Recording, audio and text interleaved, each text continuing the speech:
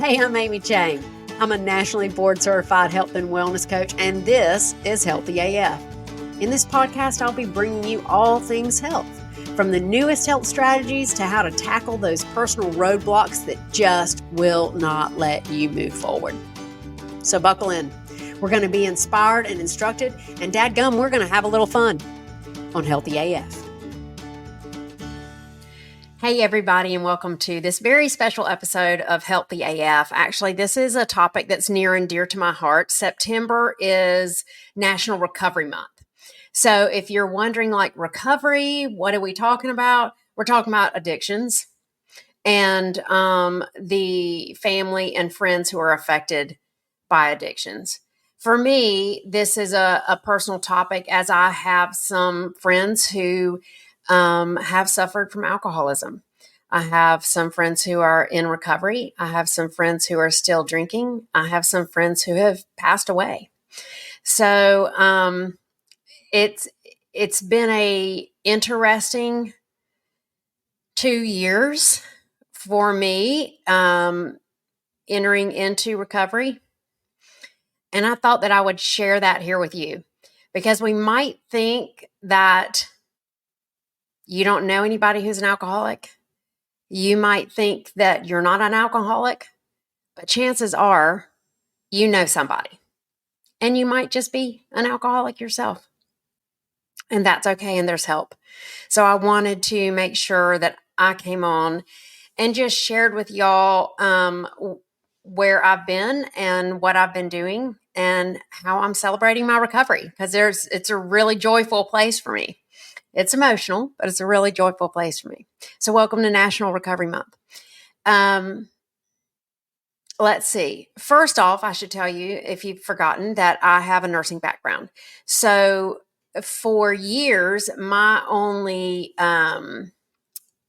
perspective about what an alcoholic was an alcoholic who was in some end-stage liver failure, or really in the depths of struggling with what the ravages of the disease does to your body.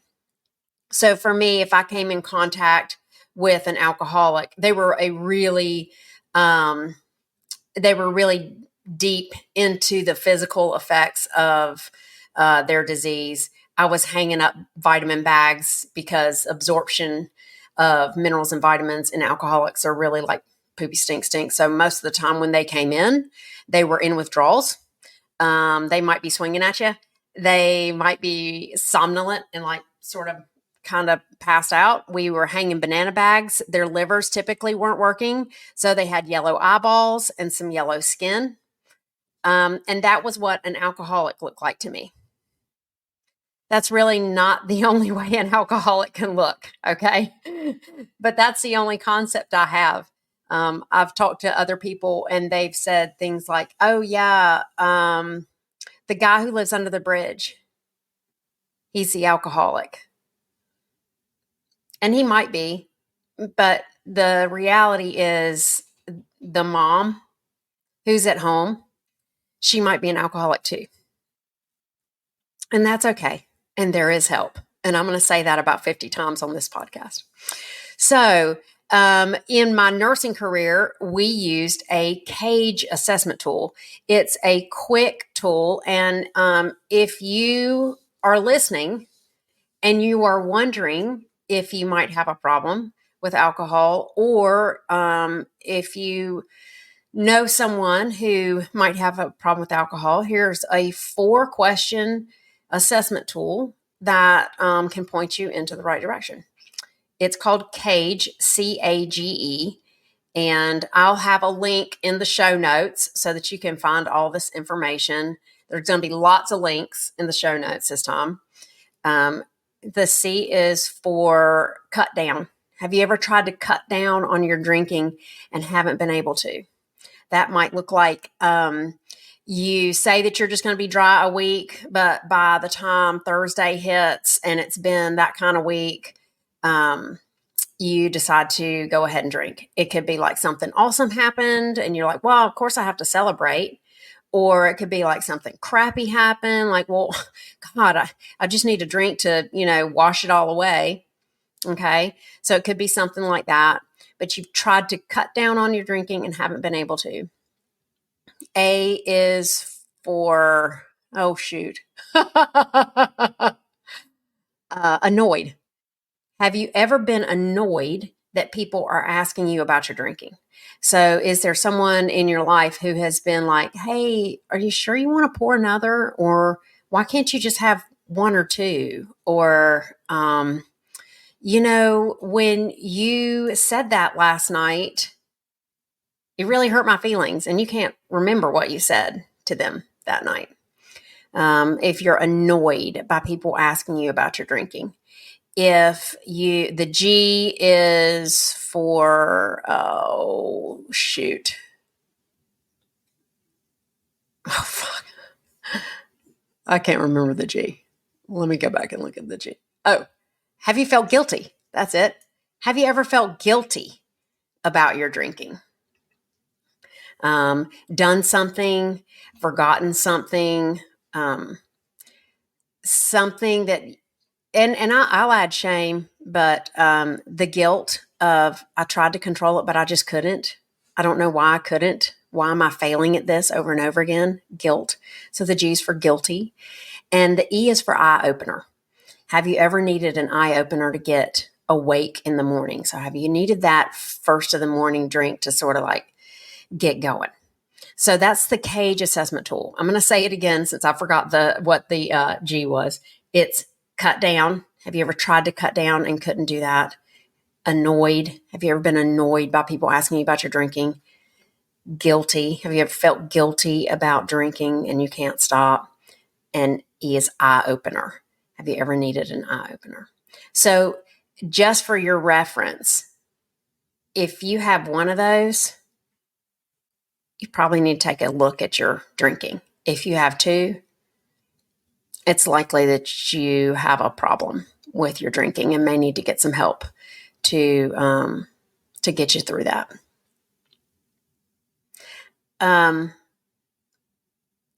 One thing that really sits on me as a non-alcoholic drinker, in fact, I'm sober now. I've been sober for a year, but I didn't have a problem with alcohol. It was an easy cut to make for me.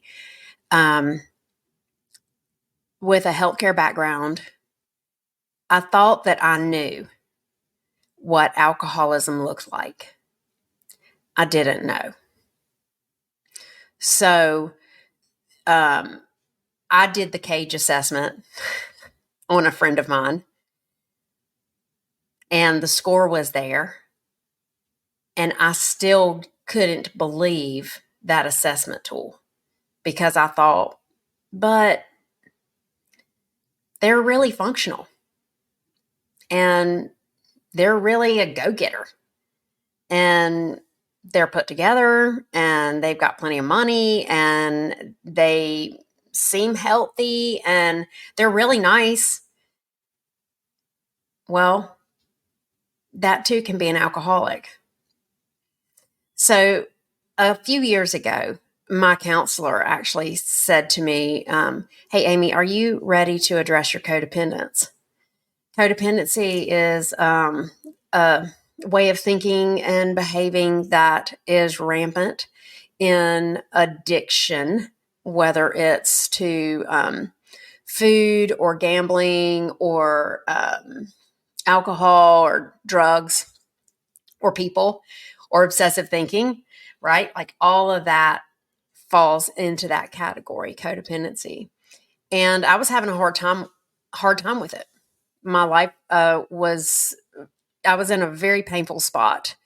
I think I've alluded to some of this before on this podcast, and there's no need for me to share the whole story, but it was a tough time. It was probably the hardest couple of years in my 51 years is when I chose to like get serious about this codependency and look at how addiction fit into that for me. So my counselor in all her wisdom sent me to an Alcoholics Anonymous meeting. She told me to get a big book. This is called The Big Books of Alcoholics Anonymous. And she also recommended that I get a 12 and 12, which is a book about the 12 steps and 12 traditions, which is a framework for behavioral change. It's fascinating, really, when you think about from a health coaching perspective, the transformative behavior change we do in health coaching and how that lines up with transformative behavior change of the 12 steps, 12 traditions. Fascinating. They mirror out pretty well. And go to an AA meeting. And I did. And what I found there were people who were just like me, whose bodies did not process alcohol in the ways that my body processed alcohol. I've continued going to 12-step meetings through Alcoholics Anonymous and through Al-Anon, which is a group for family and friends of alcoholics. It's a support group there where I address my behavioral patterns and I call it a stinky thinking with things that lead me into depression, thoughts that lead me into numbing out. I don't like this thing that's happening in my life, so I'm just going to Netflix it up for the next 2 days. I don't like the things that are happening in my life, so I'm going to see if I can go on a date and just be with somebody, anybody. I don't like the things that are going on in my life, so I'm going to have that cupcake. Those thought patterns, it's uncomfortable in here with me, so I need to go out here to something else to help this uncomfortable go away. Now, you'd be hard pressed to convince me that all of us don't struggle with that. I know we all struggle with that in some capacity. And I think that thing we reach for is different at different times in our lives and different for different people. I can tell you, I totally numbed out on the Netflix the other day. I was having a really hard weekend. The thoughts in my head were that I didn't belong. I didn't belong anywhere. And that was painful for me.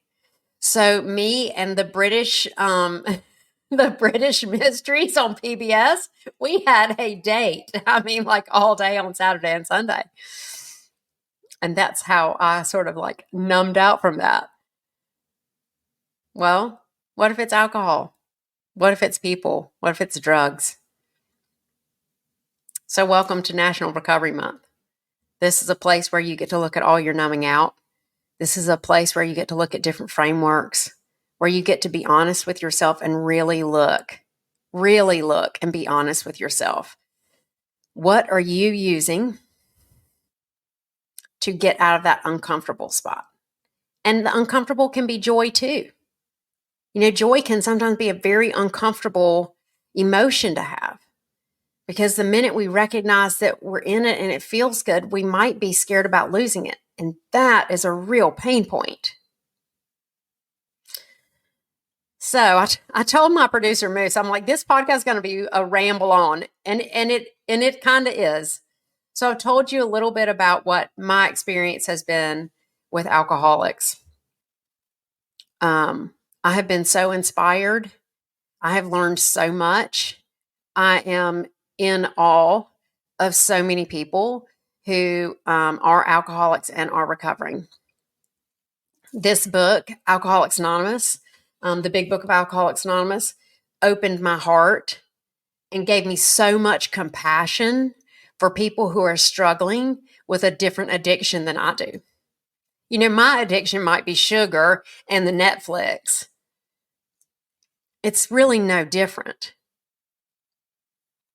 Theirs just has a different impact.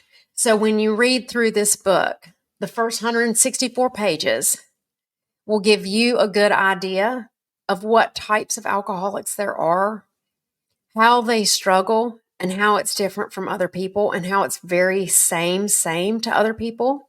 And I'd encourage you to pick up a book and do a little reading. If you can't afford this book, you can find this book online for free. There's a ton of AA resources. And AA is not the only way to get sober, and it's not the only way to understand alcoholism. It was a good place for me to start, and I personally love that program and the 12 steps. Al-Anon has been a fantastic way for me to heal, for me to recognize what patterns that I have in my behaviors that are not healthy for me, and recognize when someone else is suffering and what's the best way for me to have sanity around them. If someone in your life is suffering, it's hard. It's hard to be around that all the time. I know even when, as a mommy, even when my kids were suffering, from that moment of they had their first breakup, or they had their first bad grade, or they're struggling with an eating disorder, or depression and anxiety. From the smallest things to the biggest things, it's so hard to be beside them and supportive and compassionate and not lose your whole sense of self trying to help them with their problem. It's not your problem. It's their problem. I promise you, you have enough problems of your own. You don't have to pick up anybody else's. The 12 steps helped me do that. So there's another assessment tool through AA that I wanted to read off to you. There's no way I can memorize all this, but just listen to some of these questions. Maybe you can relate or not. Have you ever decided to stop drinking for a week or so, but only lasted for a couple of days? Do you wish people would mind their own business about your drinking? Stop telling you what to do. Have you ever switched from one kind of drink to another in the hope that this would keep you from getting drunk? Have you ever had a drink upon awakening during the past year? Do you envy people who can drink without getting into trouble? Have you had problems connected with drinking during the past year? Has your drinking caused trouble at home? And I'd say if you're a young person, has it caused trouble for you at school or in your grades? Do you ever try to get extra drinks at a party because you do not get enough? Do you tell yourself you can stop drinking anytime you want to, even though you keep getting drunk when you don't mean to? Have you missed days of work or school because of drinking? Do you have blackouts? And have you ever felt that your life would be better if you did not drink? So that's the assessment tool that comes off of AA.org, their webpage. There are so many ways you can assess yourself. And at the end of the day, only you can say if it's a problem for you or not. But there are so many ways for you to get help. You're not by yourself. Whether it's a friend or family member who is struggling and that struggle is impacting you, your attachment to that struggle is causing you to lose time at school or work, causing you to behave in activities that don't feel good, there is help. And there's plenty of ways to get it. Friend to friend, I would say pick up a big book and read the first 164 pages and see if it speaks to you. My counselor said, get that book, and every time you read the word drinking, I want you to think obsessive thinking. She said that was the biggest thing that I struggled with. That self-talk, that critical running narrative. This has helped me with that. So I would never say that this is a bad read for anyone. I'd say it's a really good read for everybody. And hopefully that can either open your eyes to something that you'd like to deal with and make a change in your life, or give you some compassion for people who are struggling, because we all need that. So happy Sobriety Month. I could ramble literally for days and days and days about the shift that my involvement in 12-step programs with Al-Anon and AA have given to me and the hope that I have that all people have that kind of shift in their lives where they can take responsibility for themselves and find joy and be of service to other people. Happy Sobriety Month. If you liked this podcast, please like it, share it, subscribe it. If you heard this podcast and you think, man, I need a little help, reach out. Reach out. I'll be happy to talk to you about where the best place for you to start might be, what you need to know. We can at least have a conversation to help you get some clarity on where you're at. And you're so loved and you're so worth it. Give yourself some grace. It's not your fault. We all wound up the way we wound up, but we don't have to stay this way. Share this episode, and I will see you next time on Healthy AF. Thank you so much for listening to this episode of the Healthy AF podcast. I hope that it has helped you create a new possibility for your health and sets you into action to go get it. If you want more information or if you want to connect with me, visit my website at myhealthylife.coach. And don't forget to hit the subscribe button so that each new Healthy AF episode will be sent directly to you. Let's take you from where you are to where you want to go.